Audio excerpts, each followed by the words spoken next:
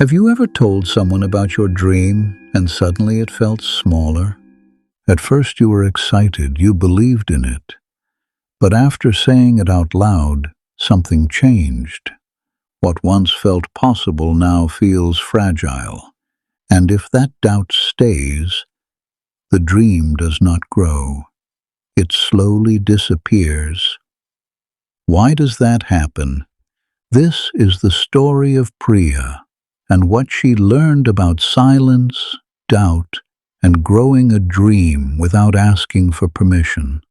In Mumbai, where the Arabian Sea meets a skyline of glass and concrete, Priya often worked late. She was 29 years old and worked as a graphic designer at a mid-sized agency. Her desk faced a window that looked out onto other office buildings. Through their glowing windows, she saw others also working into the night. Priya was good at her job. Clients gave her positive feedback. Her manager showed steady approval. But inside her laptop, in a folder named Someday, lived something more important. She had created mock-ups for her own design studio, developed logo concepts, and written a business plan. One Friday evening, while having dinner with friends in Bandra, she finally spoke about it. "I'm going to start my own studio," she said. "Priya Designs. I've been planning it for a while. Want to see?" She passed her phone across the table. Her voice grew faster as she explained.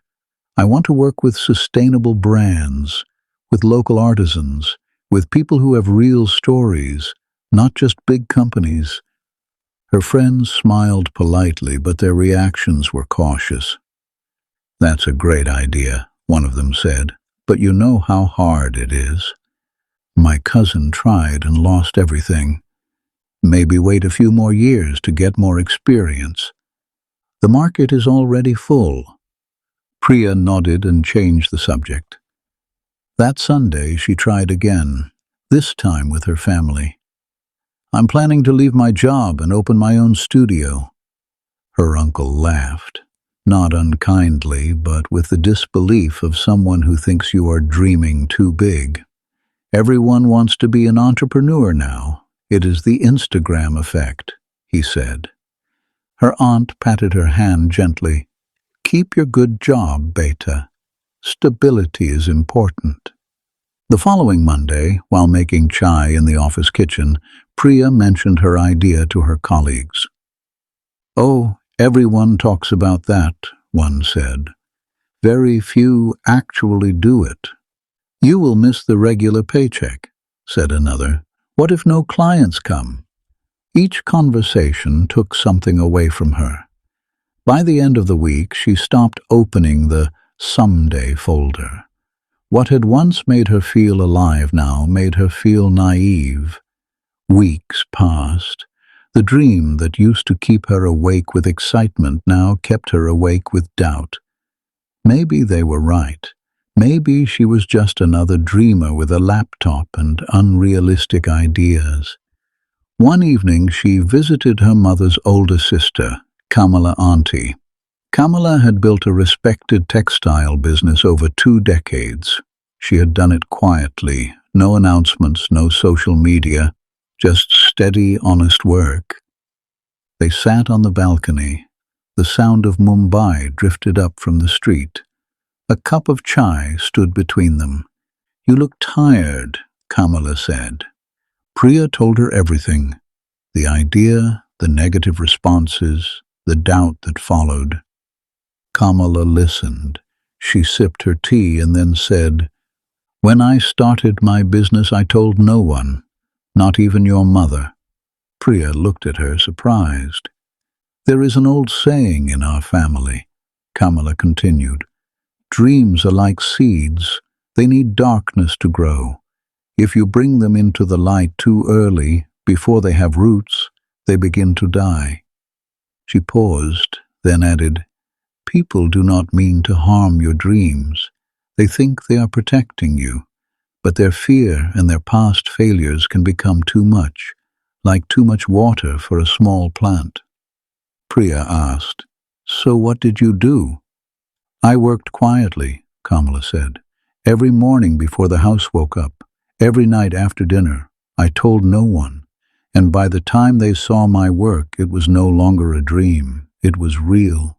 It had roots." That night, Priya reopened her someday folder, but this time her mindset had changed. She stopped talking about her plans. When friends asked about work, she said it was fine. When her family asked about her future, she smiled and said she was still thinking. Instead, she focused on the work. She woke early. She worked late. She used her weekends. She improved her portfolio and took online courses.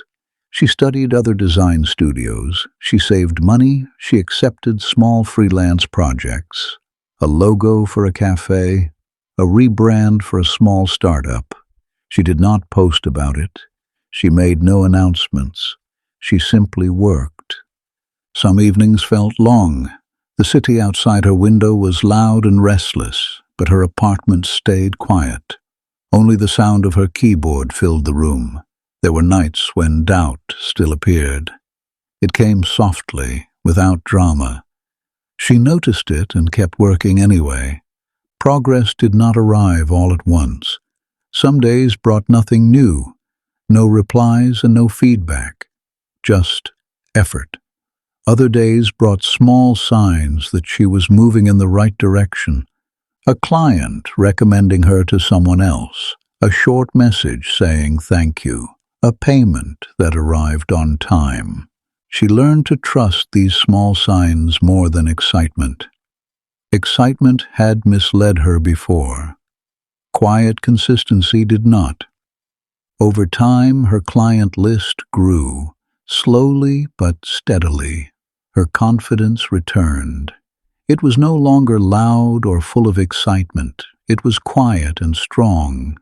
By then, the dream no longer needed encouragement. It had a rhythm and routines. It had proof in the form of finished projects and returning clients. Nothing about it felt fragile anymore.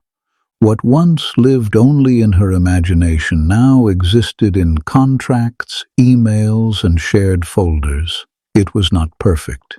It was real. 6 months later, she officially registered her business. Still, she told no one. A year after that dinner in Bandra, she resigned from her job.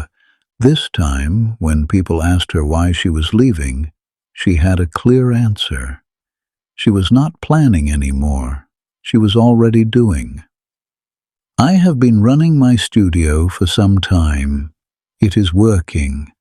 I am ready." The reactions were different now. There was no laughter, only respect.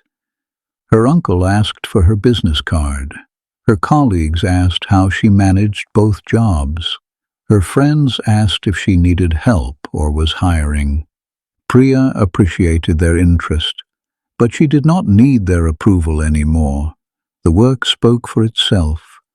Priya noticed something else as well. The silence she once chose had changed her. She listened more. She spoke less. When she did speak, her words carried weight. Approval felt optional now, useful at times, but no longer necessary. Sometimes now, young designers reach out to her, eyes bright with dreams, ready to announce their big plans. She listens, then asks, "Have you started yet?" When they say they are planning to, she shares what she learned from Kamala Auntie. Dreams need darkness to grow. Like seeds, work in silence, and let success make the noise. Some understand, some don't. But those who do begin to change. They stop explaining, they start creating, and slowly, quietly, their dreams take root. The lessons stayed with her, not as a rule, but as a reminder. Some things grow better away from noise. Some plans need time without opinions. Some dreams need space before they are shared. What about you? Have you ever shared a dream too early? Write about it in the comments. One sentence is enough. And if you have just learned why silence can protect a dream, the next story shows how to take the first small steps without needing anyone's permission.